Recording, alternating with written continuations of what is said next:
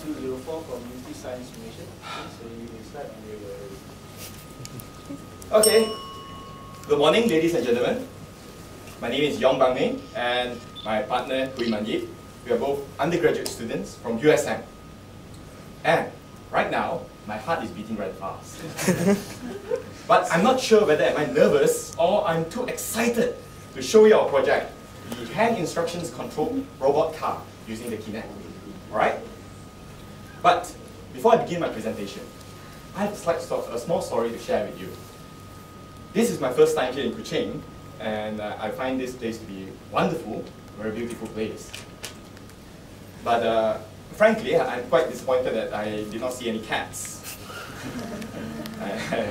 Well, I see a lot of statues, but not any real ones. Well, anyway, back to my story, is that when I first arrived here on Monday, I did not have any transport, no cars. So me and my partner, we had to walk outside, because since dinner is not provided for us, we had to walk around to look for food. But unfortunately, our poor sense of direction has led us about 2 km away from the hotel without any food. So yeah, it's quite bad. But it got me thinking as I was walking that I'm fortunate that I have legs. You know, I'm able to move. I'm fortunate. Walking is a privilege that a lot of us take for granted. So what about the disabled? If they were to come here, it would be quite difficult for them to explore Sarawak, Kuching, like I have done with my friend, although not intentionally. So, what's the solution? Wait, before I go to the solution, the problem, once again, the less fortunate, they cannot move as freely. So wouldn't it be nice if we have a system which will enable them to explore the world naturally? The keyword, naturally, right? I'll get to that point in a short while. Another thing to highlight is the movie Avatar by James Cameron. Great movie. The main character, Sully, he's a disabled guy who controls these blue characters through his mind. It's like an avatar system. Okay, so this I'm going to relate this to my project in a short while. All right. So what's the solution? That's where the Proteus comes in. So this is our project. All right.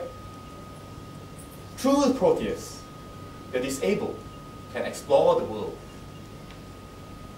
So back to natural. When I mentioned natural just now, I meant to use our own body so we can just move around freely, and Proteus moves. So, ladies and gentlemen, that's the general concept. And the features is that it's user-friendly, controlled using just hand gestures, it's fast and responsive, both hands simultaneously, no problem. Wireless control, we are using Bluetooth right now. Two-way communication, we have audio, video feedback. Low cost, because we utilize the Kinect. Ladies and gentlemen, for the uninitiated, the Kinect holds the World Guinness record for fastest selling consumer electronics product back in 2010. It sold 8 million units in just 60 days. So it's a very hot selling item, and its main application is for gaming. But engineers and hackers have since then utilized it for various other applications. So today, we are using it for this robot. And since this project, this Kinect is mass produced, it's low cost, it's low in cost. So this is a block diagram of roughly our system, the user. The Kinect senses the user's movements, sends it to the PC wirelessly transmits it to the microcontroller, and the microcontroller sends it to Proteus, and once again, Proteus moves. It's alive. Alright? So, now, without much further ado, this is the moment we are waiting for, a video demonstration. But before I show you the video, just take note of the person sitting beside me, and also my hand gestures. Alright? Because I do not have any audio, I'll be narrating. So alright, that's me over here. And this is a guy who just happens to be sitting here. And this is a robot. So as you notice, my hand is moving and controlling the robot using only my hand gestures.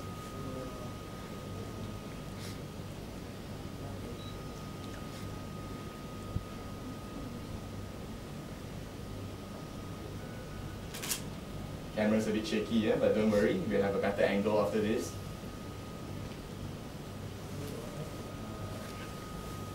So, okay, you can see, I turn my hand, the robot turns.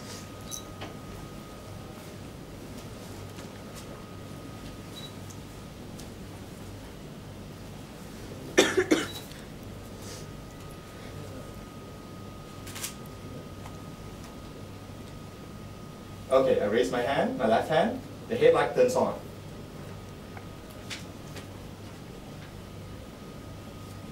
Again, I apologize for the poor photography. I gotta get myself a new cameraman. Okay, so you see, I turn, my left hand, the head turns. Notice, it follows. And look at this guy, he's so impressed, he's smiling big. He's smiling big. No, not yet, but later he will smile. He's impressed. You can tell from his face. Alright? So you see, stop. Alright. Move. Simultaneous, like I mentioned, you can turn on and off the headlights as you move, no problem.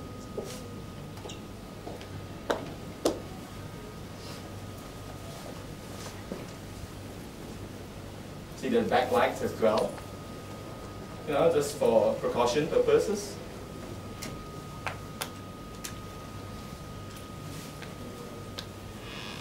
In front, see, I think he's smiling. See, turn, turn. Stop.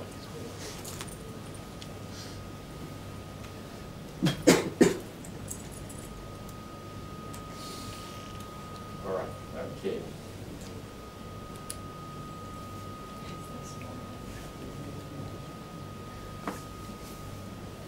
Okay, that's it.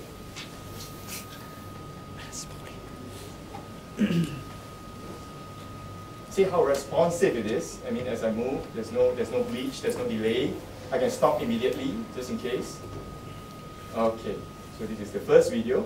The second video is much shorter. It's only like 10 seconds, just to demonstrate the arm. It's able to carry something, some weights on it. You can move, no problem.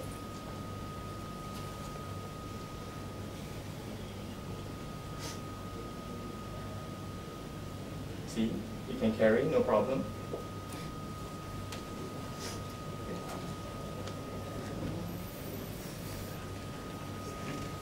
And one final video of the robot entering the leaf. Okay? So all this is wirelessly controlled using just hands. Hand gestures, all right? So that's it for the videos. Now, back to my presentation. The block diagram that I've shown you just now is rather simple. This is a slightly more elaborate block diagram for the technically inclined, because I believe I'm amongst experts from all around the world. So the Kinect sensor tracks the user movement. The PC gets the user skeleton data. The XYZ position of all the bones and joints. We process the data using some custom algorithms written in C#.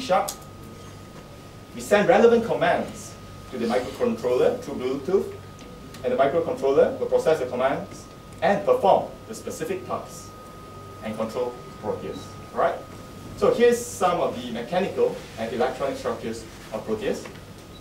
You have the arms, 2 degrees of freedom, head, 2 degrees of freedom, and the body. It's all custom made. So as you can see, this is we took this photo in the hotel because during flight, some of our robot actually got damaged. So once we arrived, the first 2 days, we actually set up our workshop in the hotel room. Okay? So anyway. All right. So here's the headlights, the backlight, and the base. Okay, there's also signal lights. These are all custom made. They are power LEDs. So since we are utilizing power LEDs, we had to design our own power regulating board, okay, to regulate the circuit. All right, wireless webcam, speakers. It's an IP camera. So here are some of the circuit boards that we have customly designed and soldered in the hotel room. Okay, main board. This is the main board we're using. The Arduino microcontroller is very popular. Servo and audio board because we have speakers. So to have good audio system, we have to design our own amplifier. All right, you can see the big transistor over here. Anyway, moving on. So what's the innovation with my project? We utilize the Kinect to acquire that image. So that image you can see in 3D. You can obtain the joints, points.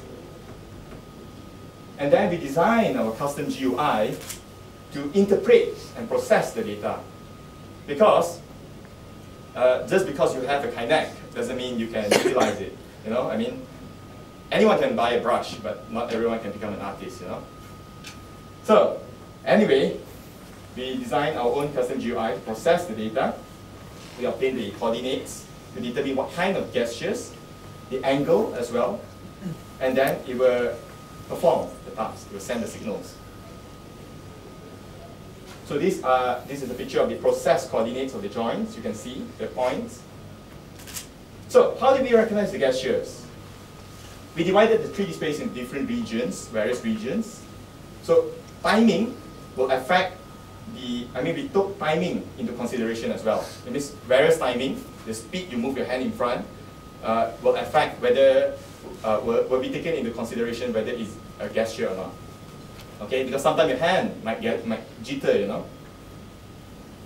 All right, so this is Proteus in the making. So the benefits to society, because this project enables the disabled to naturally interact with people through Proteus.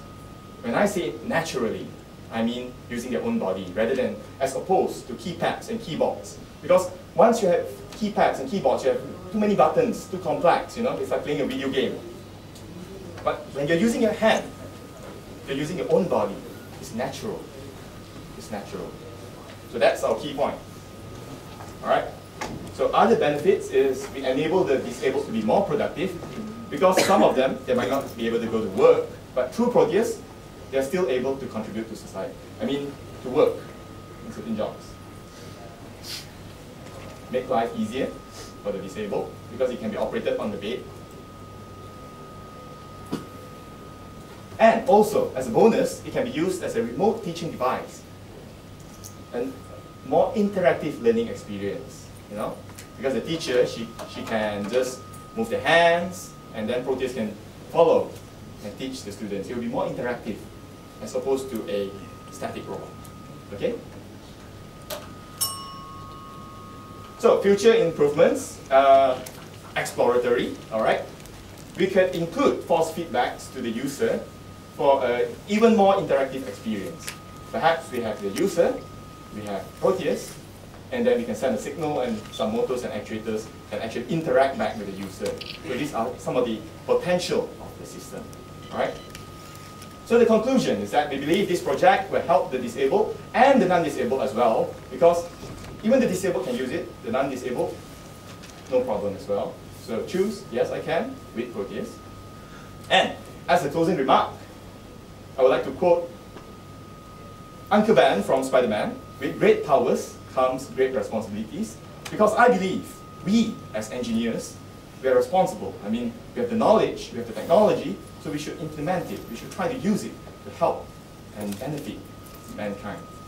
So, with that, I conclude my presentation. Thank you very much. So, Q&A session. Sir. Nice presentation. Thank you, sir. Do you find it any obstacles? Obstacles? Yeah, moving obstacles, fixed obstacles. Because when you command, when some obstacles comes in between, whether it can be a moving obstacle, maybe you can say the moving obstacle. Okay. While commanding, okay, that the robot recognizes, okay, the command has been given, started moving. But in between, as you said, some cat is crossing. Yeah, some cat is crossing, as you said. Yeah. Okay, then what did it do? Did it recognize that the cat is crossing? So, otherwise, it will kill the cat, right? Ah, yes. Thank you very much, sir. It's a good question. Well, currently, our system is just a prototype. We have thought about the problem, I mean, and it's easily fixed. We could just implement a ultrasonic sensor. Then you should have made a limitation. These are the shortcomings. Yes, it's one of the shortcomings, but we did not highlight. Yes, because due to budget, we could not afford to buy too many sensors. So, but we are aware of the issue. Thank you very much, sir. Okay. So is Proteus part of the project, or is it something you use for Proteus. Proteus? Did you develop it as part of this competition? As part of it, yes. You mean Proteus as in Proteus the robot? The platform, yes. This robot, this platform. Yeah. Yes, we developed it for this competition, specifically for this competition. Yes, so it's our prototype. In terms of the algorithms, Yes. could you tell us more about the algorithms that you developed? Because I understand there's a lot of public domain algorithms available for it. Yes, Did you definitely. use those, or did you develop your own? I use the algorithms to acquire the skeleton, so those are public domain algorithms. The only algorithms I developed, which are not that complex, but it's complex enough for me. Anyway, it's to recognize the gestures only. So as I mentioned, we transform it into 3D space. We utilize the timing and the position of the XYZ. That means the relative position. As you raise your hand, you will say, okay, this is the initial position. So as you increase your distance, it will calculate the time you took to increase as well as your position. So these are the algorithms that we developed. Okay? Thank you very much. Does that answer your question, sir? Yeah, Okay. Thank you very much, sir. So I wondered, because you mentioned a lot the word natural, okay? Yes. And I think you have to find a better application in order to justify that word, okay? Yes. Because someone that is sick and want to make so many gestures to move the robot, it's not so convenient. I think instead he can use a joystick that can move the robot in order to see the environment, okay? Things like this, compared to some very tiring gestures. Okay. So you have to find a better application in order to justify this word, natural, okay? Okay. I think it is. So what do you think about this? Is this application really significant in order to use gesture, or you have to find more? Okay. Well, can I answer your question, sir? All right. Thank you very much again. A very good question. Yes. Some of the gestures might be considered slightly tiring, but it is quite important for patients, because not all patients can use the Proteus. Some may be too sick to use it. Maybe the joystick or the keypad may be more suitable. But however, some of them who are perhaps recovering stroke patients, where they are required to perform movements, so perhaps through gestures, it will help their condition, it will help improve their condition, and as well enable them to interact with the environment. Because if they just use the keypad and they're just, it's not so good for them physically. But however, for some of them who are too sick to get out of bed, then yes, I agree. But however, this Proteus is also meant to be designed to follow the movements of the person in bed. Perhaps he's too sick to move, but Proteus can imitate his movements. So you do not need to have too many gestures. I'm sorry, maybe voice recognition, voice recognition. With voice recognition, he can reduce the number of movements. Because the Kinect supports voice recognition, it's just that due to time limitation, we weren't able to implement it. Okay, so does that answer your question, sir? Thank you very much. So how many members did you have in the team?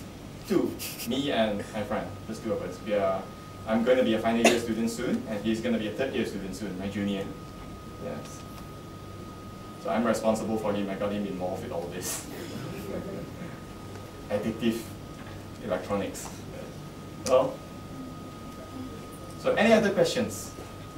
So in the beginning you said that you were searching for food. What time you were searching for food? I'm sorry? Oh, what time? around 5. So we reached back The around morning or evening? in the evening because breakfast was provided, lunch was provided, but dinner wasn't provided. You could find McDonald's. Yeah, but unfortunately my sense of direction. Yeah, I could get lost even with the GPS. Yeah, I'm that bad. So, yeah. But you can find strategies to live even without food. Sorry? With water. Yes. I'm not joking, because there are situations in the world. Maybe you would face some kind of situation that food may not be available, or even water may not be available. Yes. But definitely air is available. But we should find strategies even with you live Yes. or days. These are all not limitations. This is the one I want to highlight. All right. Okay. Thank you very much. Maybe the last question. Very impressive presentation. So Thank you very try much. to highlight the technical difficulty to impress the judges. Technical difficulty. Technical. What? Yeah. Oh, okay. Well, You think it's difficult and you can achieve. okay, so something that is difficult and that we have achieved. Yeah. Well, since I'm going to be a final year student, and I'm currently doing my internship with my company. Technical difficulty. Technical difficulty. It's kind of related. Well, I'm currently doing my internship with my company in the daytime. So in terms of technical difficulty, we actually had to learn all this in just 1 month's time and do everything. So we had to work about almost 24 hours. I haven't gone back home to sleep. I've actually slept in the lab for days working on this project. So in a way, almost everything is technical difficulties to us because we're learning something new as we go along the way. So in the day I had to go to work, and at night I have to go to the lab to work on it. And then I did not manage to go back home. In between, early in the morning, I just drive back to work, and the cycle continues until we finish the project because we are running on a tight deadline, and yeah, we wanted to impress. So yeah, so in a sense, everything was new to us, so everything was a technical difficulty to us. Yeah. But the algorithms, I would like to highlight that the algorithms, especially the timing, the delays and everything, that was quite troublesome to manage. Because since you have 2 hands, you have the XYZ for 2 hands, and then you have a various speed with 2 hands, so various commands, and they are overlapping. So that I would say would be one of the technical difficulties. So that was quite troublesome to solve. But yeah, we solved it. Okay, thank you. So any other questions? We will last. This is Patricia. Have you tried how long the human can put the hands up like this? Yes, another excellent question. The gorilla arm syndrome. Because when you raise your hand too long, it's going to be very tiring. Agreed. So, since this is just a prototype, that's why we implemented the arms like this and everything. But for the final design, probably we are not going to design it to raise your hand and hold it static for this position. But one more thing, one thing that we have done to counter this issue is that when you raise your hand, as you move your right hand forward, the robot will accelerate. But you do not need to hold your hand at this position to keep it moving. All you have to do is just lower your hand and you'll still keep moving. So let's say you're driving a car, you could raise your hand, you could accelerate it, and then you could just lower your hand. So it won't be tiring at all. To stop it, you raise your hand. So to answer your question, I'm not sure how long the human being can actually hold their hands up, but I think it's not very long. Okay? Because I myself couldn't hold it that long. That's why I designed it so that you lower your hand, it will still continue moving. So okay, so to stop it, you have to raise your hand. Okay. Thank you very much. I think we are out of time. So All right. thank you very much for Thank you very much. Thank you.